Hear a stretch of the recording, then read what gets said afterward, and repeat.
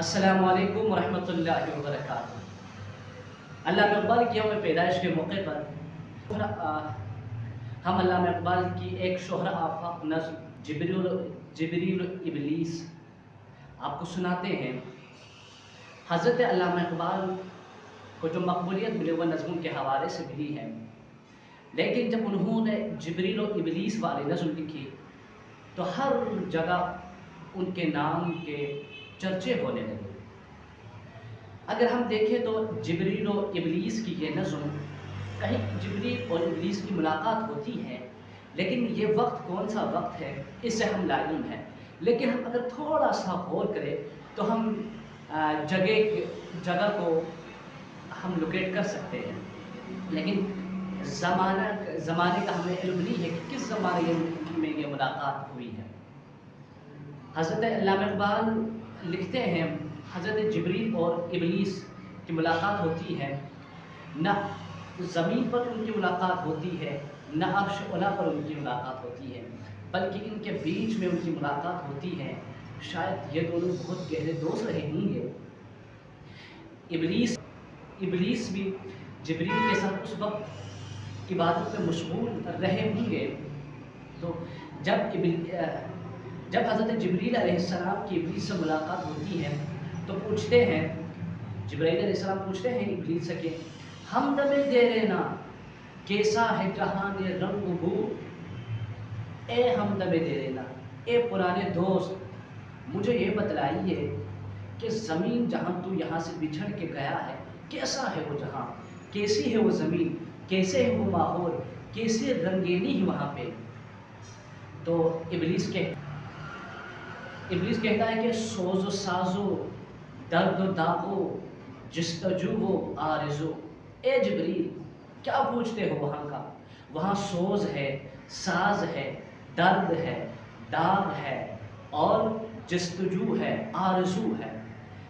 یہاں جو جنت میں اللہ تعالیٰ ہر کسی کو آرزو جب کوئی انسان کرتا ہے تو اللہ تعالیٰ اس کو عطا کرتا ہے، لیکن زمین ایسی جگہ نہیں ہے جہاں پہ آرزو سے کچھ نہیں ملتا، جہاں پہ انسان کو جستجو یعنی کوشش کرنی پڑتی ہے، کوشش کے علاوہ انسان کو کچھ نہیں ملتا۔ تو 6 کیفیات یہاں پہ علامہ اقبال نے بیان کی ہے کہ سوز ہے وہاں پہ، ساز ہے، درد ہے، داغ ہے، جستجو ہے اور ساتھ میں آرزو بھی ہے۔ تو جبریل کہتا ہے کہ یہ باتیں چھوڑو، ہر گھڑی افلاک پر رہتی ہے تیری قدرت، اے جبریل، اے ابلیس، عرش پر یعنی فلک پر، آسمان پر تمہاری گفتگو ہوتی ہے، تمہاری باتیں ہوتی ہے۔ جب ہمارے ساتھ تو اللہ تعالیٰ کی حمد و ثنا کر رہا تھا تو اس وقت کی باتیں ہوتی ہے فرشتوں کے درمیان میں۔ تو میں چاہتا ہوں کہ اپنا چاکر دامن جو ہے نا وہ تم رفو کر لو، یعنی جو گناہ تم نے کیا ہے اس سے توبہ کر لو۔ تم نے آدم کو تسلیم نہیں کیا تھا، اب تسلیم کر لو، تسلیم خم کر لو اور اپنی صف میں دوبارہ سے آ جاؤ۔ پھر ابلیس کیا کہتا ہے؟ اے جبریل، اے جبریل، تو واقف نہیں اس راز سے، کر گیا سرمست مجھ کو ٹوٹ کر میرا ثبوت، اب یہاں میری گزر ممکن نہیں، کس قدر خاموش ہے یہ عالم میں بے کاف و کو۔ ابلیس کہتا ہے کہ اے جبرائیل، اب یہاں میری گزر ممکن نہیں، اب میں نہیں آ سکتا اس صفوں میں، اب میرے لیے مزہ نہیں ہے، وہ مزہ نہیں ہے جو پہلے تھا۔ جب میں جن تھا میری عبادت کی وجہ سے اللہ نے مجھے فرشتہ بنا دیا، اور جب میں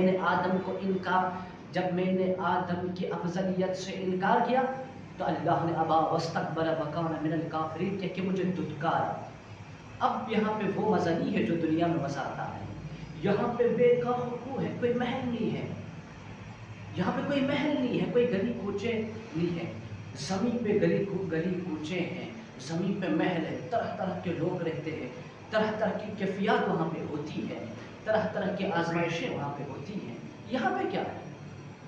پھر ابلیس کہتا ہے کہ جس کی نومیدی سے ہو سوز درون کائنات، اس کے حق میں تقنتو اچھا ہے یا لا تقنتو۔ یہاں پہ ابلیس کی انتہائی مایوس کن حالت. مایوسی میں آپ کو بتاتا چاہوں مایوسی کفر ہے. اللہ تعالیٰ نے قرآن اللہ تعالیٰ فرمان نہیں فرماتا اللہ تقنطوا من رحمت اللہ, اللہ تعالیٰ کی رحمت سے کبھی مایوس نہیں ہوگا. یہاں پہ شیطان اللہ کی رحمت سے بالکل مایوس ہے. یہ کافروں کی علامت ہے کہ اللہ کی امید, اللہ کی رحمت سے نا امیدی کفر کی علامت ہے. شیطان کہتا ہے کہ اب یہ نہیں ہو سکتا, اب میں دوبارہ اس صف میں نہیں آ سکتا, اب میں اللہ تعالیٰ کی جو رحمت تھی اب میں اس سے بالکل مایوس ہو دیے. تو نے انکار سے مقامات بلند, چشم یزداں میں فرشتوں کی رہی کیا آبرو. اے ابلیس تو نے انکار کر دیا, کس سے؟ آدم کو تسلیم کرنے سے انکار کر دیا تھا. بس اس کا صرف اور صرف گناہ ہے. تو نے انکار کر دیا. چونکہ ہم کہتے ہیں نا کہ جب دوست سارے اکٹھے ہوں اور ان میں سے ایک دوست غلط کام کرتا ہے تو باقی لوگ بھی بدنام ہوتے ہیں. تو یہی لہجہ جبرائیل بھی, یہی سچویشن جبرائیل کے ساتھ بھی ہے کہ جبرائیل کے ساتھ اے ابلیس تو نے اللہ تعالیٰ کا حکم نہیں مانا اور تم نے انکار کر دیا. تمہاری وجہ سے اللہ کی نظر میں ہماری کیا آبرو رہی ہوگی, ہماری کیا شان رہی ہوگی, ہماری کیا عزت رہی ہوگی. یہ گلے شکوے. تو پھر شاید ابلیس اس طرح سے کہہ رہا ہے کہ اے جبریل, کیا تو مجھے ہٹکے میں لے رہا ہے, مجھے ہٹکے میں لے رہا ہے. اب سن میں کیا ہوں. ابلیس کہتا ہے کہ ہے میری جرت سے مشت خاک میں ذوق نمو, ہے میری جرت سے مشت خاک میں ذوق نمو, میرے فتنے جامع عقل و خرد کا تار و کو, دیکھتا ہے تو فقط ساحل سے رز میں خیر و شر, کون طوفان کے تماچے کھا رہا ہے میں کہ تو. یہ کہتا کہ انسان کیا کر رہا ہے, انسان ہمیشہ ذوق نمو میں رہتا ہے.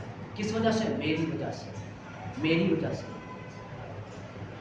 اور انسان میری وجہ سے ہمیشہ ذوق نمو میں رہتا ہے, وجہ سے ہی عقل انسانی بڑھتی ہے. پھر کہتا ہے کہ تو مجھے کیا سمجھائے گا جبریل, تو مجھے کیا سمجھائے گا, تو پتہ ہے تو کیا ہے, تو فقط ساحل پہ بیٹھ کے دیکھ رہا ہوتا ہے کہ کیا خیر ہے کیا شر ہے.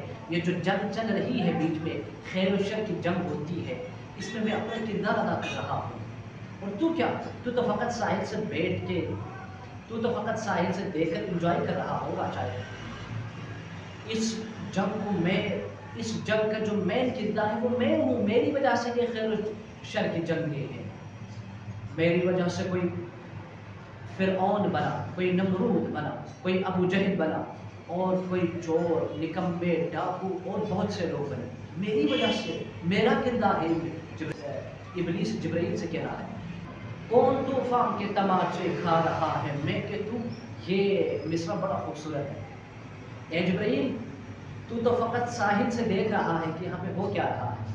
میں اس کا بنیادی کردار ہوں. لوگوں کی لعنتیں مجھ پہ آتی ہے, یہ میں کھیلی, اس میں اس سچویشن میں ہوں اور تو فقط دیکھ رہا ہوتا ہے. پھر وہ کہ اس کے بعد ابلیس کہتا ہے کہ خضر بھی بے دست و پا, الیاس بھی بے دست و پا, میرے طوفان یم بیم دریا بدریا جو بجو. میرے سامنے, آپ دیکھو نا, میرے سامنے الیاس بھی بے لاچار ہے, میرے سامنے خضر بھی لاچار ہے, بے دست و پا ہے دونوں. اور میرے طوفان, میرے فتنے, میری چال بازیاں دنیا میں پھیلی ہوئی ہیں. چور دنیا میں پھیلے ہوئے ہیں, نکمے لوگ دنیا میں پھیلے ہوئے ہیں, ظلم کرنے والے لوگ دنیا میں پھیلے ہوئے ہیں. ان سب کا اگر تم مین مرکز دیکھیں تو وہ مرکز میں ہوں. میری وجہ سے یہ رنگینی ہے دنیا میں. پھر وہ انسان پھر کیا کہتا ہے, پھر ابلیس کہتا ہے کہ گر کبھی خلوت میسر ہو تو پوچھ اللہ سے, گر کبھی خلوت میسر ہو تو پوچھ اللہ سے, قصہ آدم کو رنگین کر گیا کس کا لہو. اے جبریل سب کے سامنے نہیں, سب کے سامنے یہ نہیں پوچھنا, بلکہ خلوت میں اللہ سے پوچھنا کہ قصہ آدم کو جو رنگینی ملی, قصہ آدم کو جو فضیلت ملی قصہ آدم کے لیے جو طولانی کہانی ہے وہ میری وجہ سے. کیوں؟ کیونکہ میں نے آدم کو تسلیم کرنے سے انکار کر دیا تھا، اور میں نے اللہ سے یہ کہا تھا کہ مجھے تا قیام قیامت تک زندہ رکھو تاکہ میں صراط مستقیم پہ آنے والے سارے انسانوں کو بھٹکا سکوں. پھر وہ آخری دو مصرے میں کہتا ہے کہ میں کھٹکتا ہوں دل یزدان میں کانٹے کی طرح، میں کھٹکتا ہوں دل یزدان میں کانٹے کی طرح، تو فقط اللہ ہو اللہ ہو اللہ. اے جبریل تمہاری کیا اوقات ہے، تم تو فقط تمہارے اندر خودی نہیں ہے، تمہارے اندر تکبر نہیں ہے، غرور نہیں ہے. میں جہاں جس دل میں اللہ رہتا ہے میں اس دل میں کانٹے کی طرح رہتا ہوں. تو کیا تو فقط بیٹھ کے اللہ ہو اللہ ہو اللہ ہو اللہ ہو کرتا ہے. میں نے کہا تھا اللہ سے خلقتنی من نار و خلقتہ من نار، اے اللہ تو نے مجھے آگ سے خلق کیا ہے اور آدم کو مٹی سے، لہٰذا میں افضل ہوں، میں نے تکبر کیا، میں نے غرور کیا.